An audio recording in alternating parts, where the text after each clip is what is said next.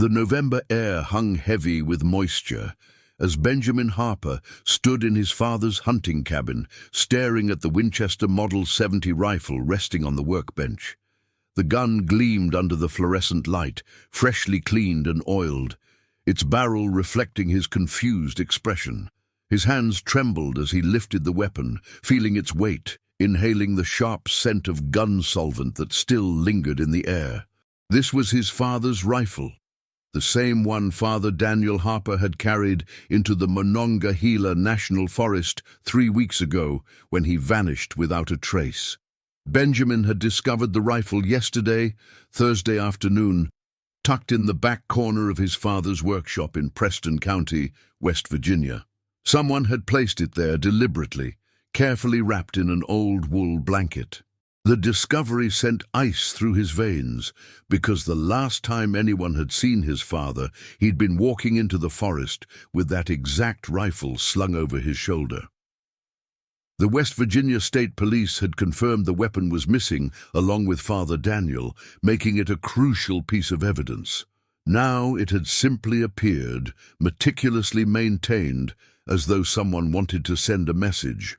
If you're enjoying this story, please take a moment to subscribe to our channel and leave a comment letting us know where you're watching from. Your support means everything to us. Father Daniel Harper had served the small community of Kingwood for 23 years, first as a parish priest at St. Sebastian Catholic Church, then in semi-retirement after a heart condition forced him to step back from full-time ministry.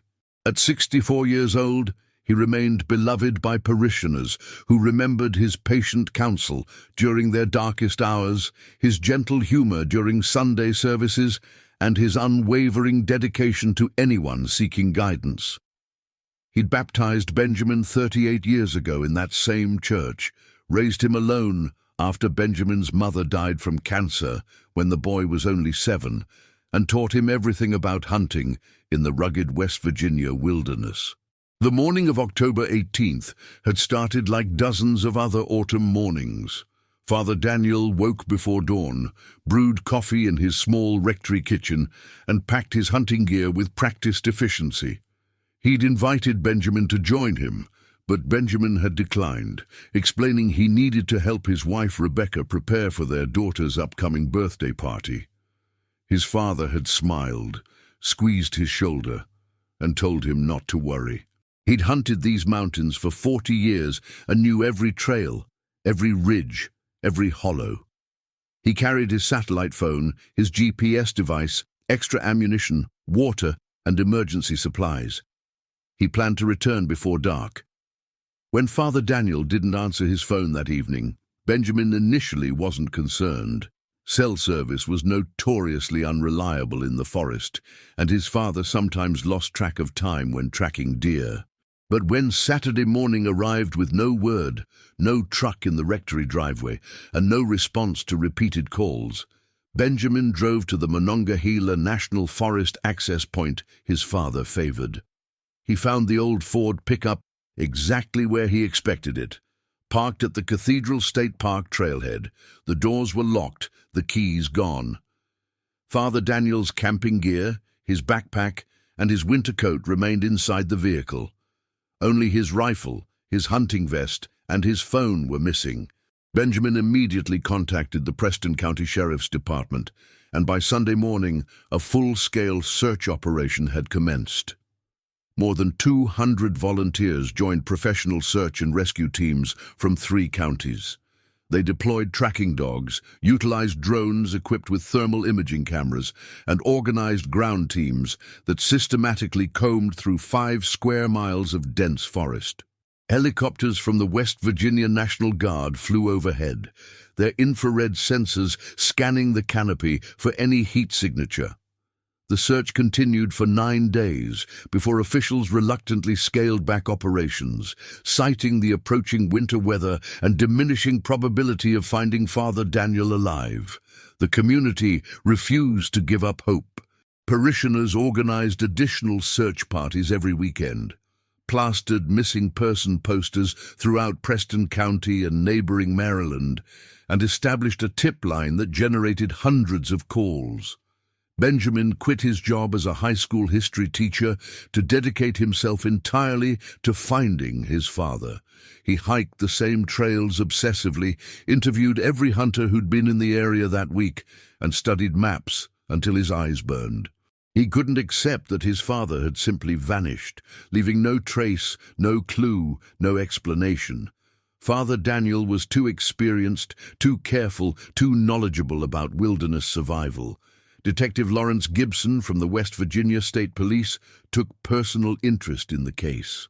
A practicing Catholic himself, he'd known Father Daniel for 15 years and considered him a friend. Gibson investigated every possibility: accidental injury, animal attack, disorientation caused by Father Daniel's heart condition, even the remote chance of foul play. He interviewed the 3 other hunters who'd been in the vicinity that day, examined Father Daniel's financial records for any indication of personal crisis, and reviewed the rectory for signs of disturbance. Everything appeared normal. Father Daniel's life was orderly, his relationships stable, his responsibilities manageable. There was no reason for him to disappear voluntarily. As the weeks passed and winter descended on West Virginia, the investigation stalled. Detective Gibson admitted to Benjamin that without additional evidence, they had nowhere to look. The forest had swallowed Father Daniel Harper as completely as if he'd never existed. Benjamin struggled with crushing guilt, wondering if his father had suffered a medical emergency, if he'd fallen into a ravine or gotten disoriented and wandered in circles until hypothermia claimed him. The not knowing was worse than any confirmed tragedy could be. Then came yesterday's discovery. Benjamin had driven to his father's cabin to collect some documents for the estate lawyer when he noticed the workshop door was slightly ajar. He always locked that door. His pulse quickened as he pushed it open and stepped inside. Everything looked undisturbed at first glance. But then he spotted the wool blanket in the corner, folded in a way his father never folded anything. Benjamin unwrapped it slowly, and his breath caught when he recognized the rifle. He immediately called Detective Gibson, who arrived within an hour, accompanied by 2 forensic technicians. The technicians photographed the rifle from every angle, dusted it for fingerprints, and examined it under portable lighting. What they found was both fascinating and disturbing. The weapon had been thoroughly cleaned within the past few days, the barrel scrubbed until it gleamed, every external surface wiped down and treated with high-quality gun oil. Not a single fingerprint remained on the metal or wood. The technicians recovered trace amounts of soil from the trigger guard that matched the composition of earth found in the Monongahela National Forest, but that only confirmed what everyone already suspected. The rifle had been in the woods. Now, someone had returned it, stripped of any evidence that might explain what happened to Father Daniel Harper. Detective Gibson stood in the workshop late into the night, studying the rifle and the space around it. Whoever placed the weapon here had access to Father Daniel's property, knew the layout well enough to navigate without triggering any security concerns, and possessed the knowledge to clean a firearm professionally. The person also wanted the rifle found. Otherwise, they would have disposed of it permanently. This was a message, Gibson concluded, though he couldn't determine what message or who sent it. Benjamin couldn't sleep that night. He sat at his kitchen table while Rebecca tried to comfort him, their daughter already in bed, oblivious to the fresh anguish tearing through her father. The rifle's reappearance meant someone knew what happened in those woods. Someone had taken the weapon from Father Daniel, kept it for 3 weeks, then deliberately returned it in pristine condition. The act felt almost mocking, a demonstration of control, a suggestion that answers existed but would remain tantalizingly out of reach. The next morning, Benjamin received a phone call from Rita Hutchinson, an elderly parishioner who'd been one of his father's closest friends. Her voice shook as she explained that she needed to speak with him immediately about something Father Daniel had told her in confidence weeks before his disappearance. Benjamin drove to her house in Kingwood, a modest white colonial that Rita had lived in for 50 years. She invited him inside, served coffee he didn't drink, and finally sat down with her hands clasped tightly in her lap. Rita explained that Father Daniel had come to her 6 weeks before he vanished, troubled by something he'd learned during confession. He couldn't reveal the specific details due to the sacred seal of confession, but he'd asked Rita for her prayers and her wisdom. He told her that someone in their community was carrying a terrible burden, a secret that involved old sins coming back to demand payment. Father Daniel felt torn between his duty to maintain confidentiality and his growing fear that remaining silent might enable further harm.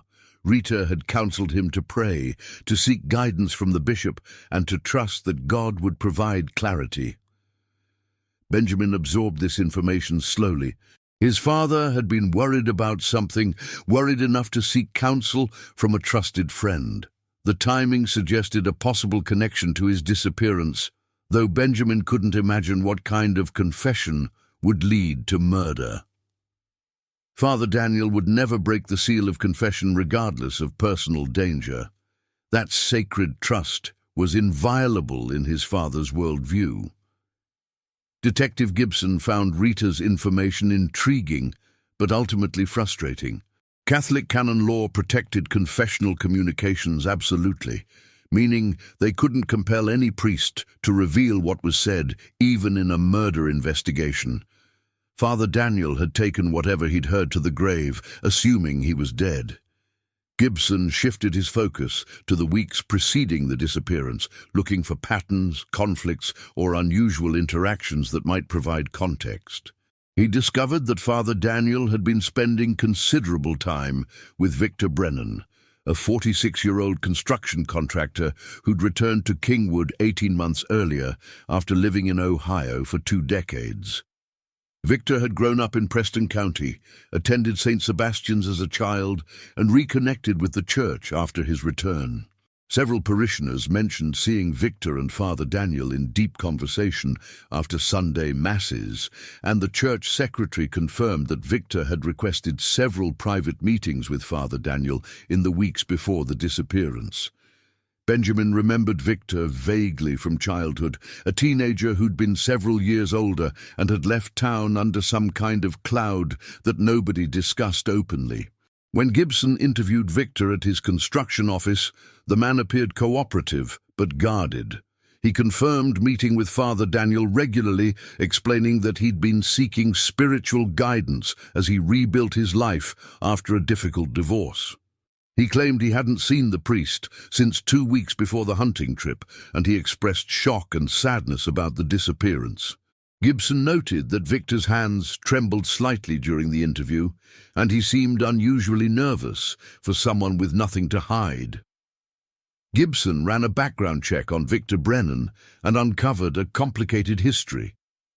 At 18, Victor had left Kingwood abruptly after allegations surfaced that he'd been involved in a hunting accident that killed his father, Leonard Brennan. The official investigation had ruled the death accidental, a tragic case of mistaken identity during a deer drive when Leonard was apparently shot by another member of their hunting party. But rumors persisted that Victor had been the shooter, that the family had covered for him, and that he'd fled west to escape the whispers and sidelong glances. No charges were ever filed. This revelation changed everything. Gibson obtained a warrant to search Victor's property, a small farmhouse outside Kingwood that Victor was renovating himself. The search team found nothing immediately incriminating in the house, but in the detached garage they discovered something that made Gibson's blood run cold: a gun cleaning kit, several bottles of solvent and oil, identical to the products used on Father Daniel's rifle, and a plastic tub containing wool blankets, exactly like the one that had wrapped the Winchester. On a shelf above the workbench sat a photograph, old and faded, showing a teenage Victor and his father Leonard, both holding hunting rifles, both smiling at the camera. Gibson brought Victor in for formal questioning. This time, the contractor's composure crumbled. Sitting in the interrogation room with his lawyer present, Victor initially maintained his innocence, insisting he had nothing to do with Father Daniel's disappearance. But as Gibson systematically presented the evidence, the connections, and the timeline, Victor's resistance gradually eroded. Finally, after 4 hours, he broke down sobbing and asked to speak with Gibson privately. What Victor revealed was a tragedy built on layers of guilt, fear, and desperate hope for redemption. 27 years ago, during that hunting trip with his father, Victor had indeed fired the shot that killed Leonard Brennan. It hadn't been intentional. Victor was young, inexperienced, and careless. He'd seen movement in the brush, assumed it was the deer they'd been tracking, and pulled the trigger without properly identifying his target. When he ran forward and found his father dying, bleeding out from a wound to the chest, Victor panicked. His uncle, who'd been part of the hunting party, made a split-second decision to protect Victor, convincing the other hunters to claim the shot came from an unknown direction, that they'd all been separated when it happened. Victor had lived with the guilt every day since. It destroyed his first marriage, fueled years of alcohol abuse, and drove him into isolation in Ohio, where nobody knew his history. When he finally got sober and began rebuilding his life, he felt called to return to Kingwood, to face what he'd done, to seek forgiveness. That's when he reconnected with Father Daniel, and after months of building trust, finally confessed the truth during the sacrament of reconciliation. Father Daniel had been compassionate but clear that Victor needed to take responsibility publicly, to give his father's memory the honesty it deserved. Victor had been working up the courage to do exactly that. Then came October 18th. Victor had been hunting in Monongahela National Forest that morning, trying to honor his father's memory by engaging in the activity Leonard had loved. He'd been walking a trail when he heard movement nearby and spotted Father Daniel through the trees. The priest recognized him and approached, greeting him warmly. They'd talked for perhaps 20 minutes about Victor's progress, his plans to speak with the police, his hope that finally telling the truth might bring peace. Father Daniel had encouraged him, reminding him that confession without amendment was incomplete, that real repentance required action. As they stood there talking, Father Daniel suddenly clutched his chest and collapsed. Victor recognized immediately that the priest was having a heart attack. He called for help on his cell phone, but there was no signal. He tried Father Daniel's satellite phone, but in his panic couldn't make it work properly. He attempted CPR, desperately trying to remember the training he'd received years ago, but Father Daniel didn't respond. Within minutes, the priest was dead. Victor's next decisions were born from terror rather than reason. All he could think about was his history, how it would look. The man who'd killed his father, now alone in the woods with a dead priest who knew his secret. Nobody would believe it was natural causes. They'd assume he'd murdered Father Daniel to keep him quiet. So Victor panicked. He dragged the body deep into the forest, into a ravine so remote and overgrown that he believed it might never be found. He took Father Daniel's rifle to prevent it from being discovered with the body and potentially traced back to him. He destroyed the priest's phone and GPS device. Then he hiked out to his truck and drove home, convinced he'd just compounded his original sin with something infinitely worse. For 3 weeks, Victor barely functioned.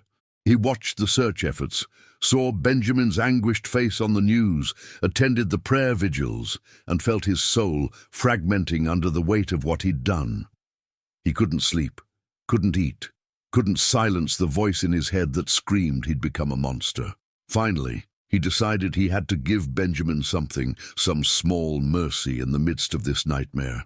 He cleaned Father Daniel's rifle with obsessive care, treating it with the reverence he wished he'd shown both men he'd destroyed, and returned it to the cabin in the dead of night. He'd hoped it might provide closure, though he knew nothing could truly provide that. Victor led Detective Gibson and a search team to the ravine where he'd hidden Father Daniel's body. They found the remains exactly where Victor described, partially concealed beneath deadfall and forest debris. The medical examiner confirmed that Father Daniel had died from acute myocardial infarction, a massive heart attack consistent with his known cardiac condition. There was no evidence of violence, no indication of foul play. Father Daniel Harper had died naturally, painfully but relatively quickly, in the forest he loved. Victor Brennan was charged with desecration of a corpse, tampering with evidence, and obstruction of justice. He pleaded guilty to all charges, expressing profound remorse not just for his actions following Father Daniel's death, but for the decades of lies about his father's death. His uncle, now 71 years old, corroborated Victor's confession and faced his own legal consequences for the long-ago cover-up. Benjamin Harper struggled to process the truth. In some ways, knowing his father had died instantly, without suffering prolonged exposure or injury, provided comfort. Father Daniel hadn't spent days lost and afraid in the wilderness, but the knowledge that Victor had hidden the body had prevented Benjamin from saying goodbye, from providing his father a proper burial, from finding any peace during those 3 terrible weeks, ignited a rage Benjamin had never experienced. He attended every court hearing, stared at Victor across the courtroom, and tried to understand how someone his father had tried to help could betray that kindness so completely. The community of Kingwood mourned together. St. Sebastian Catholic Church held a funeral mass that drew hundreds of people, many standing in the aisles and spilling out onto the front steps.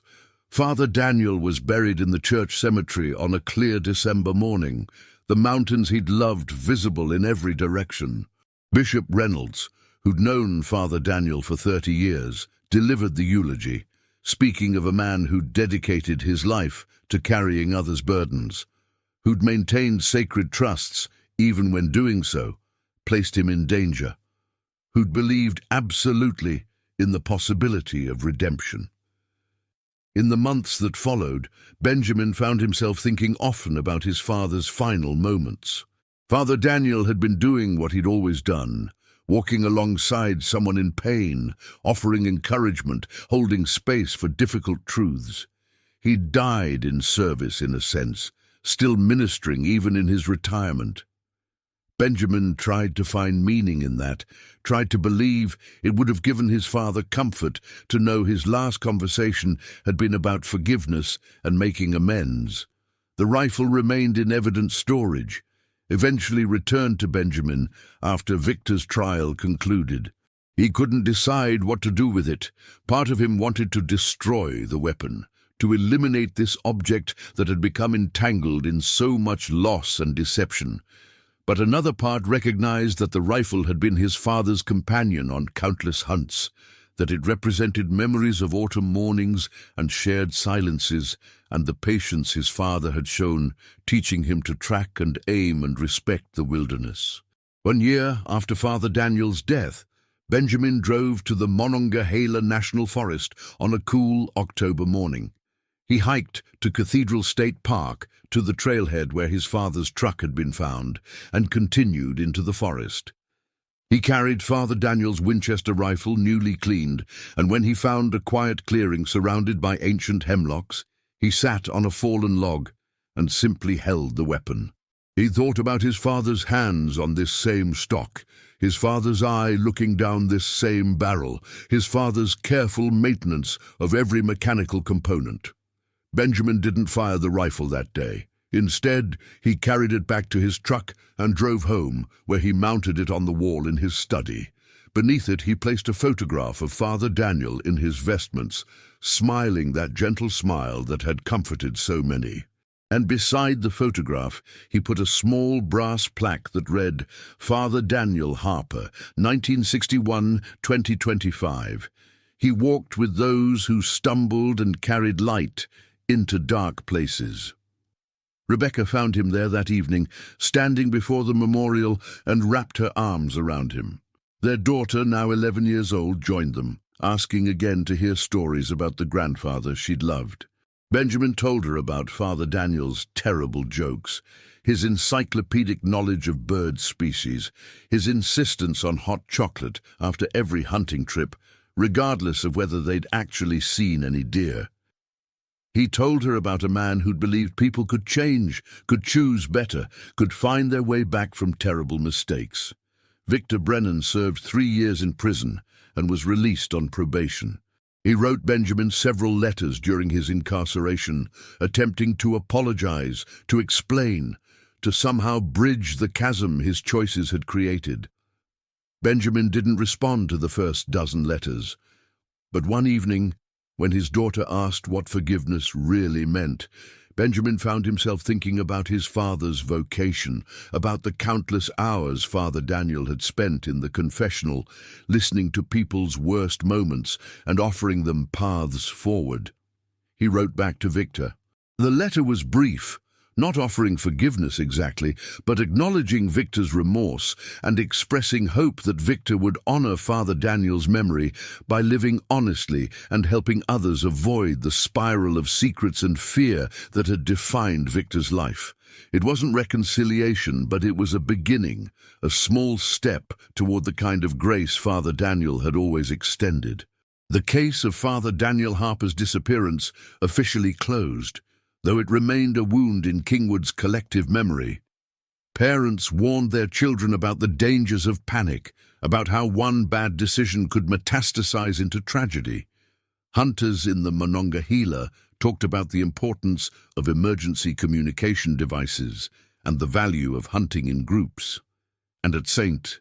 Sebastian Catholic Church, a new priest arrived who'd heard stories about his predecessor, about Father Daniel's commitment to the sacred seal of confession and his belief that everyone deserved a chance at redemption.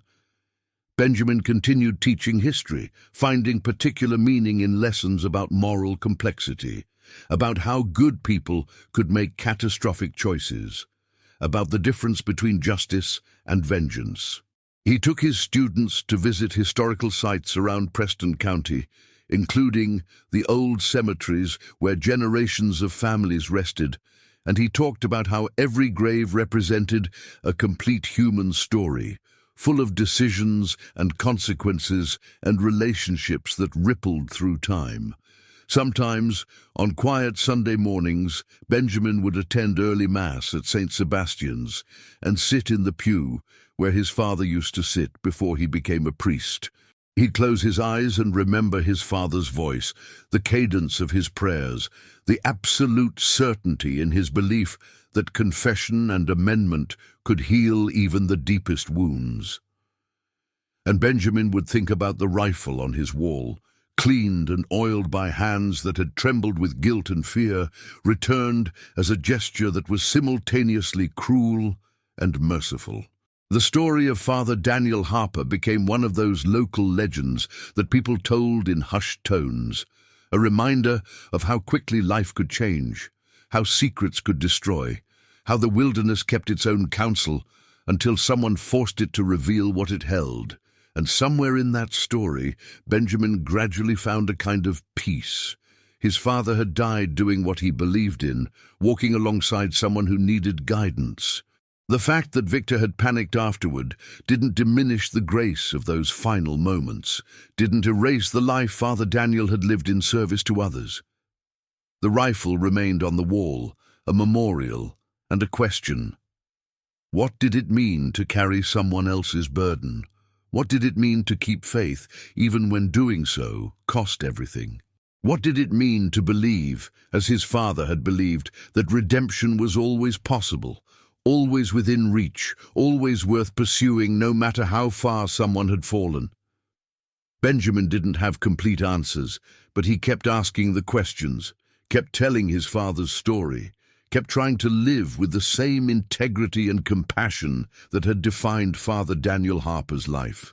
And on October 18th each year, Benjamin would take the Winchester rifle down from the wall, clean it carefully, oil it properly, and remember the man who taught him not just how to hunt, but how to walk through the world with purpose and grace, carrying light even into the darkest forests.